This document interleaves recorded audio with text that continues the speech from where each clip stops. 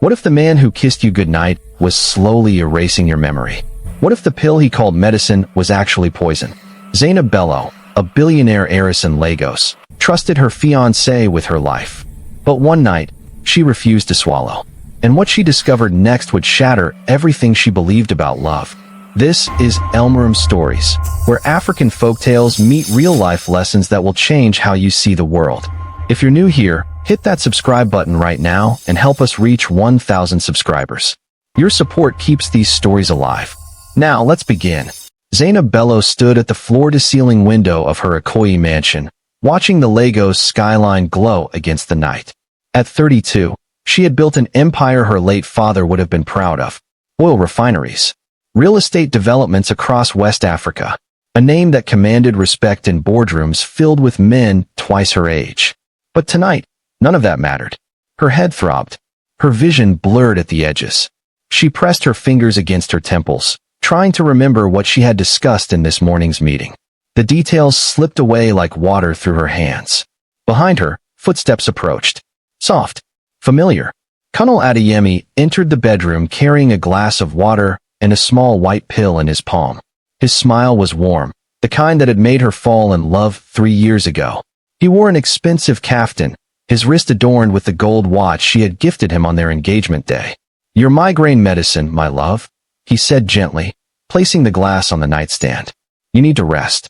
You've been working too hard." Zainab turned to face him. Colonel was handsome in that effortless way that made women stare. Tall, well-spoken, charming. When he had proposed 6 months ago at a private beach in Calabar, she had cried tears of joy. Finally, someone who loved her for more than her money. Or so she believed. She reached for the pill, but hesitated. This same routine had played out every night for the past 4 months. At first, the pills had seemed to help. Her migraines eased. But then other things began to happen. She would forget entire conversations. Wake up in different rooms of the house with no memory of walking there. Lose track of time in ways that frightened her. "Colonel," she said slowly, "maybe I should see a different doctor. These pills, I don't think they're working."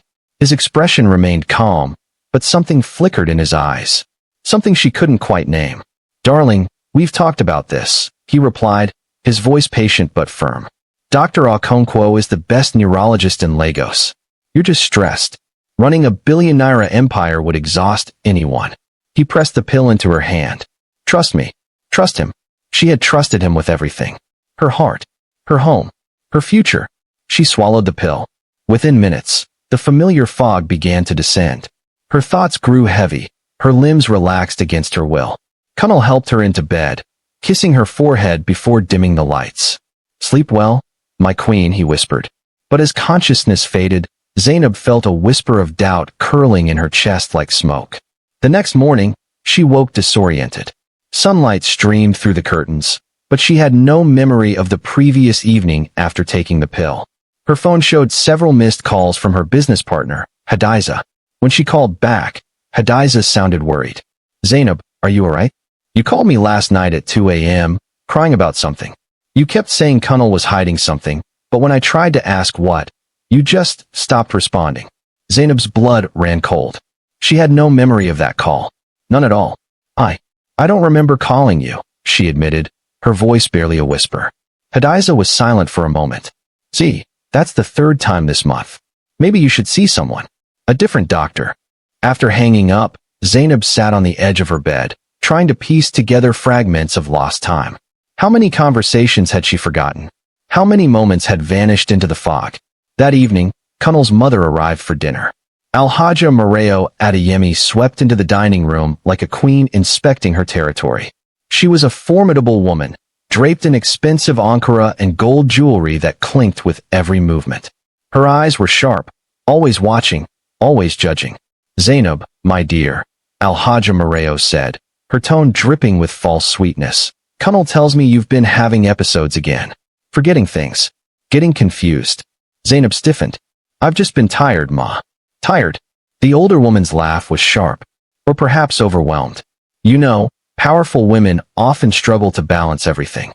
Sometimes they need guidance. Support from a husband who can help carry the burden." The implication hung in the air like poison.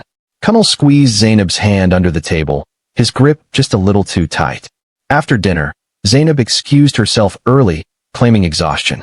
But instead of going to bed, she stood in the hallway outside Kunal's study, listening. His voice drifted through the door, speaking in low tones on the phone. "She's almost there," he said. "Another few weeks, and she won't remember her own passwords. The documents are ready. Once we're married, everything transfers smoothly. She won't even know what she's signing." Laughter, cold and calculated. Zainab's hand flew to her mouth, stifling a gasp. Her heart hammered against her ribs. Slowly, silently, she backed away from the door and returned to the bedroom. That night, when Kunal brought the pill, Zainab's hands trembled. But this time, she made a choice. She pretended to swallow, tucking the pill beneath her tongue. When Kunal left to take a phone call, she spat it into a tissue and hid it in her robe pocket. For the first time in months, she stayed awake, fully aware, watching. And as the night deepened, Zainab began to see the truth she had been too drugged to notice.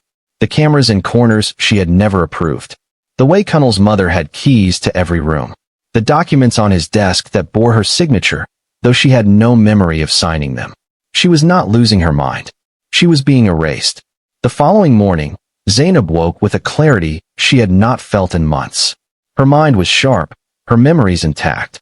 She remembered every detail of the previous night, including Kunal's chilling phone conversation. For the first time, she saw her fiancé not as the man she loved, but as a stranger wearing a mask. She moved carefully through the house, observing everything with new eyes. The staff avoided her gaze. Kunal's mother had her own bedroom in the West Wing, a permanent presence Zainab had somehow agreed to without remembering the conversation. Even her personal assistant, Ngozi, seemed nervous around her, as though walking on eggshells. Zainab spent the day pretending everything was normal. She smiled at Kunal over breakfast, laughed at his jokes, kissed him goodbye when he left for what he called a business meeting. But the moment his car pulled away, she began searching. She started in his study, a room she rarely entered. The door was locked, but she knew where he kept the spare key, hidden inside a decorative calabash on the hallway shelf. Her hands shook as she unlocked the door and slipped inside. The study was immaculate. Leather-bound books lined the walls. A mahogany desk sat in the center, its surface organized with military precision. Zainab opened the drawers one by one, her pulse racing. In the third drawer, she found a pill bottle. The label made her stomach turn. The medication was prescribed not to her, but to Kunal himself, for a condition that did not exist. The pharmacy was one she had never visited. The doctor's name was unfamiliar, but it was the next discovery that made her knees buckle. Tucked inside a manila folder were legal documents. Her signature appeared on page after page, though she had no memory of signing any of them. Power of attorney, trust transfers, documents declaring her mentally unfit to manage her own affairs. And at the bottom of the stack, a prenuptial agreement that gave Kunal complete control of her assets in the event of her incapacitation. Zainab's vision blurred with tears. This was not love. This was calculated theft. A long, patient con designed to strip her of everything she had built. She photographed every document with trembling hands, then carefully returned everything to its place. As she locked the study door behind her, she heard voices downstairs. Kunal had returned early. Zainab hurried to the bedroom and sat at her vanity, pretending to apply makeup. Her reflection stared back at her, a woman she barely recognized. How had she missed the signs? How had she allowed herself to become so vulnerable? That evening, Kunal was unusually attentive. He brought her flowers, cooked her favorite pepper soup, and spoke excitedly about their upcoming wedding. Every word felt like a knife sliding between her ribs. When bedtime arrived, he presented the pill, as always. Zainab took it from his hand, brought it to her lips, and pretended to swallow. She had become an actress in her own life, performing survival. After Kunal fell asleep, Zainab crept out of bed and returned to the study. This time, she searched more thoroughly. Behind a row of books, she found a leather journal. The handwriting inside was Kunal's, detailing a timeline that made her blood run cold. The entries went back 2 years, long before their engagement. He had researched her, studied her routines, identified her vulnerabilities. He had orchestrated their first meeting at a charity gala, making it seem like fate. Every romantic gesture had been planned, every sweet word rehearsed. But the most horrifying discovery came on the final pages. There were photographs of another woman. Young, beautiful, smiling in pictures that looked like they were taken at the same mansion. Her name was written beneath, Aisha Bello. A distant cousin Zainab had never met. And below the photographs, a single sentence in Kunal's handwriting, problem resolved. She was committed to Yaba Psychiatric Hospital, June 2021. Assets transferred successfully. Zainab's hands shook so violently, she nearly dropped the journal. Aisha had been real. She had existed. And Kunal had done to her exactly what he was now doing to Zainab. She was not his first victim. She was simply next in line. A sound at the door made her freeze. Footsteps in the hallway. Zainab shoved the journal back into its hiding place and ducked behind the desk just as the study door opened. Alhaja Moreo entered, speaking quietly on her phone. The wedding is in 3 weeks, she said. After that, we move her to the facility in Abuja. The doctors there are discreet. Once she's committed, the paperwork is irreversible. Kunal will have full control, and we can finally enjoy what we've earned. Zainab pressed her hand over her mouth, swallowing a scream. Kunal's mother was not just complicit. She was the architect. Alhaja Moreo paused, as if sensing something. She glanced around the study, her eyes scanning the shadows. Zainab held her breath, her heart hammering so loudly she was certain it would give her away. After what felt like an eternity, the older woman left, locking the door behind her. Zainab waited in the darkness, tears streaming down her face. She had no one to turn to. Kunal had isolated her systematically, convincing her that her friends were jealous, her family overbearing. Even her staff had been replaced with people loyal to him. But she still had one ally. Hadiza, her childhood friend who had refused to be pushed away. Zainab pulled out her phone and typed a message with shaking fingers. I need help. Don't call. Just come tomorrow at noon. Bring your lawyer. Please trust me. She hit send and prayed her friend would understand the urgency. The next morning, Kunal was suspicious. He watched her too closely over breakfast, asked too many questions about her plans for the day. When she mentioned feeling better, his smile did not reach his eyes. That's wonderful, my love, he said. But don't overdo it. You know how quickly you relapse.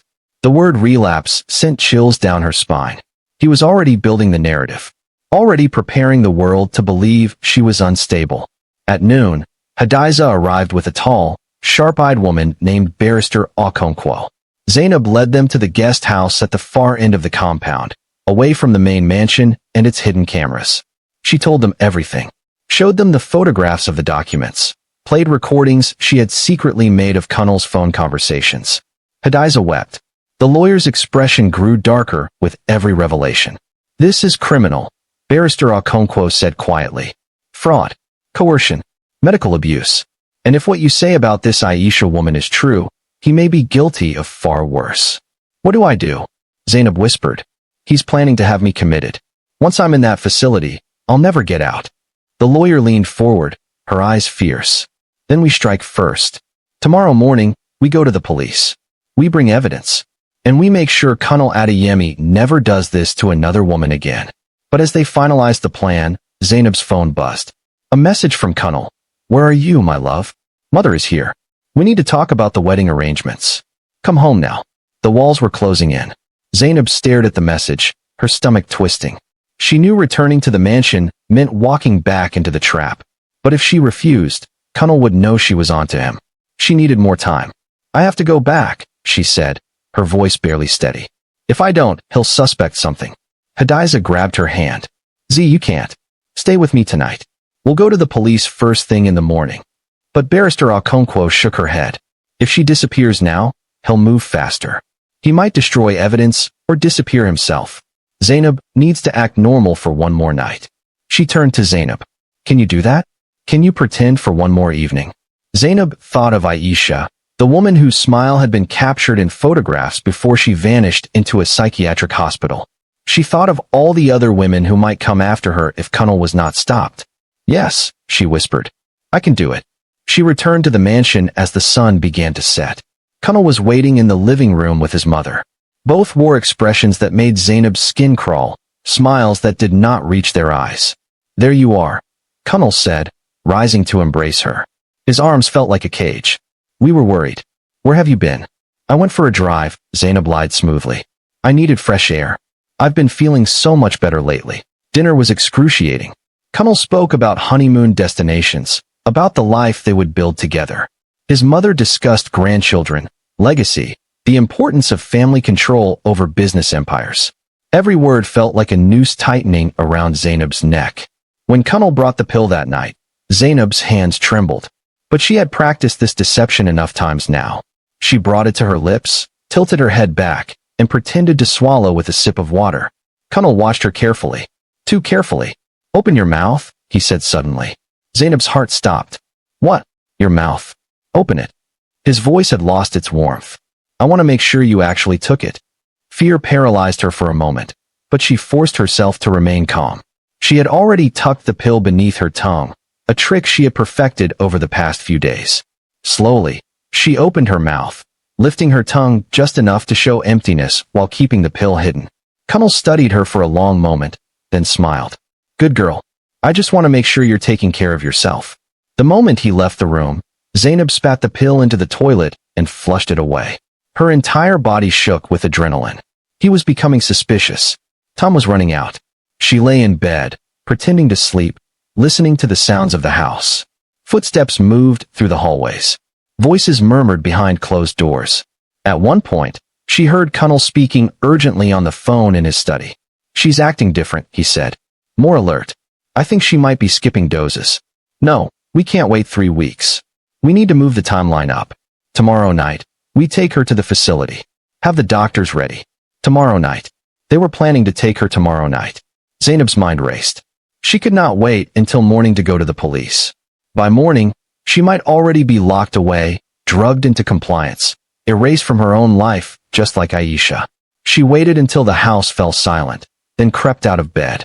She dressed quickly in dark clothing, grabbed her phone and the flash drive containing all the evidence she had gathered. Her hands moved with desperate efficiency as she packed a small bag with documents, her passport, and cash. But as she reached the bedroom door, it opened. Kunal stood in the doorway, his expression cold and empty. Behind him stood his mother and 2 men Zainab had never seen before. They wore the white uniforms of medical staff. "Going somewhere, my love?" Kunal asked softly. Zainab's blood turned to ice. I was just. You were leaving." He stepped into the room, and the others followed. "You've been pretending to take your medicine. You've been snooping through my things. Did you really think I wouldn't notice?" Alhaja Moreo's voice was sharp as broken glass. "Foolish girl. You had everything. Comfort. Security. A husband who would have taken care of you. But you had to be difficult, just like that other one." "Aisha," Zainab breathed. "What did you do to her?" Kunal's smile was chilling. "Aisha made the same mistake you're making now. She refused to cooperate. But don't worry, she's very comfortable at Yaba. The medication keeps her quite peaceful. She doesn't even remember who she used to be." The revelation hit Zainab like a physical blow. Aisha was alive, but trapped, her mind destroyed by the same drugs they had been giving Zainab. "You're monsters," Zainab whispered. "We're practical," Alhaja Moreo corrected. "Women like you, born into wealth you didn't earn, you need strong men to guide you, to manage what you're too weak to handle alone. My son is doing you a favor." One of the medical staff moved toward Zainab with a syringe. She backed away, her mind screaming for escape, but there was nowhere to go. "This will be easier if you don't fight," Kunal said. "By morning, you'll be safely at the facility. In a few weeks, you won't remember any of this anger. You'll be at peace, and your fortune will be exactly where it belongs, under proper management." Zainab's back hit the wall. The man with the syringe came closer. Her fingers found her phone in her pocket, still recording from when she had pressed record the moment Kunal entered. She did the only thing she could think of. She screamed. The sound shattered the quiet mansion like breaking glass. She screamed with everything she had, praying someone, anyone, would hear. The medical staff lunged for her, but Zainab fought like her life depended on it, because it did. She kicked, clawed, bit. Her scream became words. "Help me. Someone help me. They're trying to kidnap me." Lights flickered on throughout the compound. Staff members appeared in doorways, confused and frightened. And then, miraculously, she heard the sound that saved her life. Sirens. Kunal's face went white. "What did you?" "I called them hours ago," Zainab gasped, though it was a lie. She had no idea who had called the police. But as officers burst through the front door, Zainab saw Hadiza behind them, her face streaked with tears, Barrister Okonkwo at her side. Her friend had not trusted her to survive the night alone. The police separated everyone immediately. Zainab showed them the recording still running on her phone, Kunal's confession captured in his own voice. She showed them the photographs, the documents, the evidence of Aisha's imprisonment. Kunal tried to charm his way out, insisting his fiancée was mentally ill, that everything he had done was for her own good. But when the police tested the pills and found illegal memory-suppressing drugs, his lies crumbled. Alhaja Moreo demanded to speak to her lawyer. The medical staff claimed they had been hired without full information. But the evidence was overwhelming. And when police went to Yaba Psychiatric Hospital and found Aisha Bello, drugged, trapped, her assets legally controlled by a man claiming to be her husband, the full scope of Kunal's crimes became undeniable. 3 weeks later, Zainab sat in a private hospital room with a woman she had never met, but whose life mirrored her own. Aisha Bello was slowly recovering, her mind clearing as the drugs left her system. The doctors said she would heal, though it would take time. "Thank you," Aisha whispered, tears streaming down her face. "I thought I would die in that place. I thought no one would ever believe me." Zainab held her hand. "I almost didn't believe myself." As they talked, Zainab learned the full truth. Aisha was not just a random victim. She was Zainab's cousin, the daughter of her father's estranged brother. When Aisha's father died, leaving her a substantial inheritance, Kunal had targeted her first. He had courted her, drugged her, stolen her fortune, then had her committed when she began to resist. But there was more. Kunal had used Aisha's money to fund his lifestyle, to create the illusion of success that had attracted Zainab in the first place. Everything he owned, everything he was, had been built on the ruins of the woman he had destroyed. "He told me I was special," Aisha said bitterly. "He said he loved me, and I believed him until it was too late." Zainab understood that pain more than anyone. The trial became national news.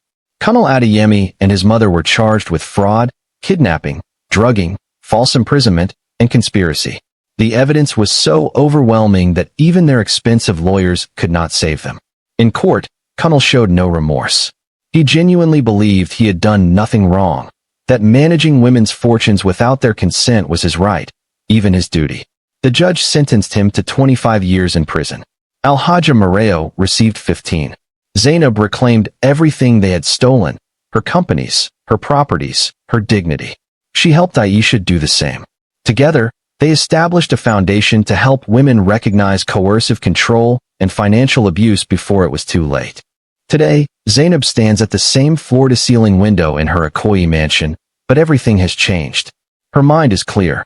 Her power is her own, and she has learned a truth that nearly cost her everything.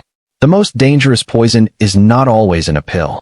Sometimes it wears a smile, speaks words of love, and calls itself protection while it slowly erases you. Love should never make you disappear. It should never steal your voice, your memory, or your power. True love builds you up. It does not tear you down piece by piece while calling it care. Zainab learned that trust without awareness is dangerous, and that sometimes the people closest to us wear the cruelest masks. But she also learned that strength lives within, even when everything seems lost. Her courage saved not only herself, but another woman trapped in the same nightmare. Some lessons are learned in fire, but they forge us into something unbreakable. Like, subscribe, share, and comment the lesson you learned.